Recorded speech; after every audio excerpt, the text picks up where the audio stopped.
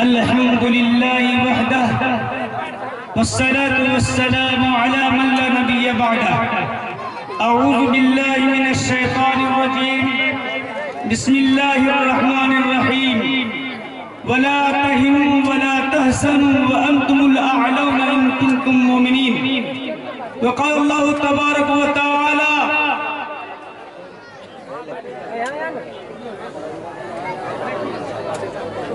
وقال النبي صلى الله عليه وسلم كلكم راعي وكلكم مسؤول عن رعيته. معزز سامعین کرام اور دور دراز سے آئے ہوئے مہمانان اعزام اور حضرات علماء کرام اور اجلاس کے صدر ذی وقار، میں بہت شکر ادا کرنا چاہتا ہوں کہ سرکاری محلہ کے آدمی انہوں نے انتھک کوشش کیا، محنت کیا اور پنڈال بنایا اور دین و ایمان کی شعلہ کو پھیلانا چاہا، اور اسی نسبت سے حضرات علماء کرام دور دراز سے آئے اور گاؤں کے حضرات علماء کرام بھی شامل ہیں. میں نے آپ حضرات کے سامنے ایک چھوٹی سی آیت پڑھی ہے. اس کے ضمن میں ایک شعر میں کہنا چاہتا ہوں. آج گھٹا سر پہ اتبار کی چھا رہی ہے، گھٹا سر پہ اتبار کی چھا رہی ہے، فلاکت سما اپنی دکھلا رہی ہے، نحوست پسو پہ سے مڈلا رہی ہے، چپو راست سے یہ صدا آ رہی ہے کہ کل کون تھے آج کیا ہو گئے تم، ابھی جاگتے تھے ابھی سو گئے تم. اے امت مسلمہ کے نوجوانوں، میں آپ سے خطابت، آپ سے مخاطب. آج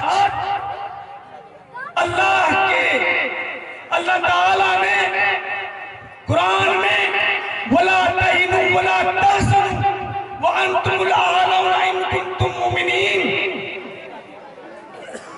قرآن مجید میں ایک سرخی لکھتے ہیں اور سرخی سے یہ بتایا جاتا ہے اللہ تعالیٰ مسلمانوں پر مہربان ہے، اللہ تعالیٰ مسلمانوں پر رحم و کرم کی بارشیں برساتا ہے، اور اپنے بندوں کو احساس کمتری دیکھنا نہیں چاہیے. مسلمانوں کو کہا گیا کیا اے مسلمانوں، تمہیں کوئی رنج غم فکر نہ کرو. لیکن اللہ تعالیٰ نے دوسری اسی جگہ آیت میں شرط لگا دیا ہے وَأَنْتُمُ الْأَعْلَوْنَ إِن كُنتُم مُّؤْمِنِينَ، بشرطے کہ تم مومن کامل ہو، ایمان کی حلاوت و چاشنی تمہارے اندر موجود ہو، تب تمہیں کوئی غم نہیں ستائے گی، کوئی فکر نہیں ہوگا، کوئی حزن و ملال نہیں ہوگا. لیکن آج اس آیت کے ضمن میں میں آپ حضرات کے سامنے یہ کہنا چاہتا ہوں کہ ہم لوگ اسلام کے دائرہ کار میں مکمل اترے ہوئے ہیں. اللہ تعالیٰ نے دوسری آیت میں فرمایا ادخلوا فی السلم کافہ. ہم نے اپنا مقصد جو اللہ تعالیٰ نے مقصد زندگی دے کر کے بھیجا ہے، اس مقصد زندگی سے اتر چکے ہیں، اس مقصد زندگی کو فوت کر چکے ہیں، اس مقصد زندگی کو ختم کر چکے ہیں. مقصد زندگی کیا ہے؟ غور سے سننے کی ضرورت ہے. آج ہمارا مقصد زندگی زیادہ سے زیادہ پیسے کمانے کا ہے، زندگی بڑی بڑی بلڈنگ بنانے کی ہے، آج ہمارے مقصد زندگی جو ہے بہتان، الزام اور غیبت، چغلخوری، یہ ساری چیزیں ہمارے مقصد زندگی بن چکی ہے۔ لیکن میں آپ حضرات کے سامنے یہ کہنا چاہتا ہوں کہ اللہ کے رسول صلی اللہ علیہ وسلم نے جو قرآن تعلیمات اور احادیث نبویہ سے ہم تک پہنچائی ہے، میرے محترم بزرگوں اور دوستوں، اللہ تعالیٰ کے رسول صلی اللہ علیہ وسلم نے ان تمام چیزوں سے منع کیا۔ حق بات تو یہ ہے کہ وہ مسلمان جو 313 تھے 313 تھے تو کرتے تھے حکمرانی، آج ہم کروڑوں ہیں تو کرتے حکمرانی۔ میرے محترم بزرگوں اور دوستوں، دشت تو دشت ہے کر کیا بھی نہ چھوڑے اپنے پر ظلمات میں دوڑا دیے گھوڑے، ہوا کابری، وہ اسلام کے لشکر، وہ اسلام کے سپاہی، وہ اسلام کے شہدائی، وہ اسلام پر مر مٹنے والے ایسے بھی گزرے ہیں۔ جب قلعہ کو فتح کرنے کے لیے نکلے تو راستے میں ندی پڑ گئی، جمنا، گنگا، فرات، ایسے ایسے ندی پڑے جسے پار کرنا ہمارے عقل سے دور کی بات ہے۔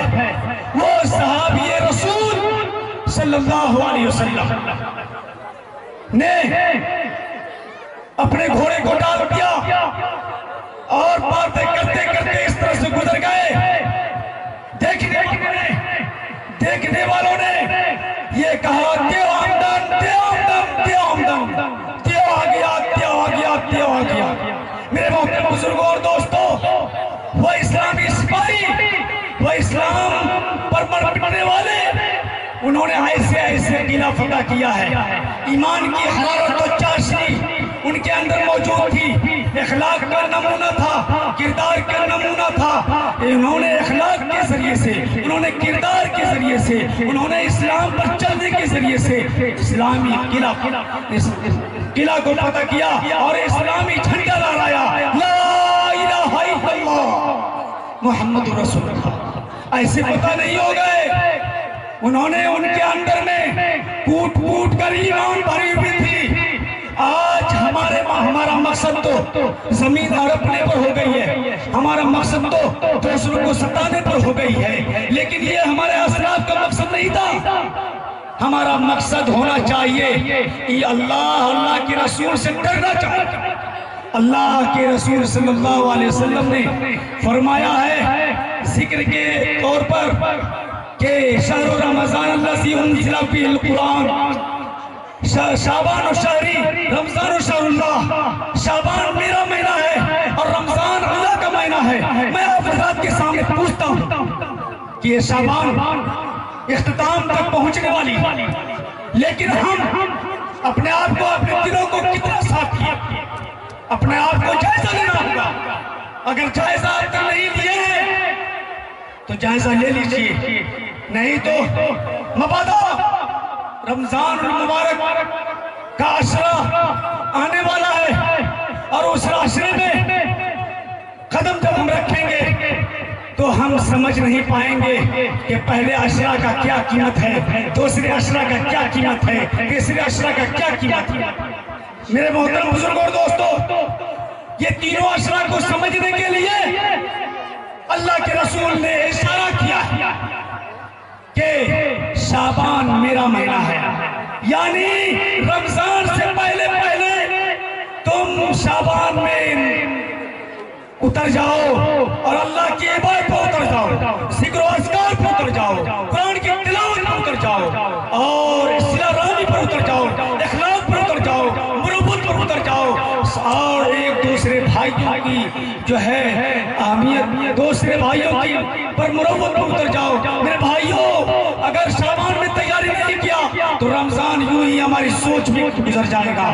اس لیے اب جو وقت گزری ہے اس وقت کو بھول جائیے اور آج سے عہد کیجئے، آج سے ارادہ کیجئے کہ ہم انشاءاللہ تعالی شعبان کی جو بچی کھچی رات ہے، جو بچے کھچے دن ہیں، اس کی قدر کریں، اور سب سے پہلے میں اپنی ماں اور بہنوں کو بھی یہ کہنا چاہتا ہوں کہ جتنے لوگ نماز اب تک نہیں پڑھ رہے وہ لوگ بھی نماز پڑھ لیں، اور اسلام کے شہدائیوں سے بھی یہ کہنا چاہتا ہوں کہ مسجدوں کو اپنی بھریے، اللہ کے رسول کے ذکر و اذکار کیجئے۔ اللہ تعالیٰ نے کئی جگہ قرآن میں فرمایا ہے فَذَكِّرْ إِن نَفَعَتِ الذِّكْرَ۔ میرے بھائیوں، اللہ کا ذکر کیجئے، قرآن میں جگہ جگہ دیا ہے فَاذْكُرُونِي أَذْكُرُكُمْ۔ قرآن نے یہ بھی بتایا تمہارا دل مطمئن اس کو ہو سکتا ہے جب تم اللہ کا ذکر کرو گے۔ اللہ بذکر اللہ تطمئن القلوب۔ مسلمانوں، اللہ کے ذکر کو دل میں بسا لو۔ غیروں کو جو تم نے دلوں میں ڈال رکھا ہے، ان کی محبت کو ڈال رکھا ہے، ان محبتوں کو دل سے نکال دو اور اللہ کے ذکر کو بھر دو اور اللہ کے احکامات پر چلو۔ رسول صلی اللہ علیہ وسلم نے جو تعلیم دی ہے ان پر چلو۔ بہت کم عشرہ رہ گیا ہے، شعبان ہم سے رخصت ہو رہا ہے، اس لیے ہمیں چاہیے کہ ہم ان شعبان کی بچے کچے دنوں کی اہمیت لاتے ہوئے اس پر ہم جو ہے اتر جائیں اور نماز پڑھنا چالو کر دیں، ذکر و اذکار کرنا چالو کر دیں، قرآن کی تلاوت کرنا چالو کر دیں۔